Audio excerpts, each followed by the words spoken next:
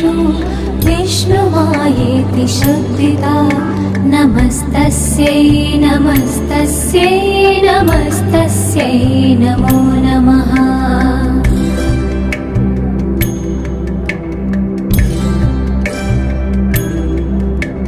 या देवी सर्वभूतेषु चेतनेत्यभिधीयते नमस्तस्यै नमस्तस्यै नमस्तस्यै नमो नमः।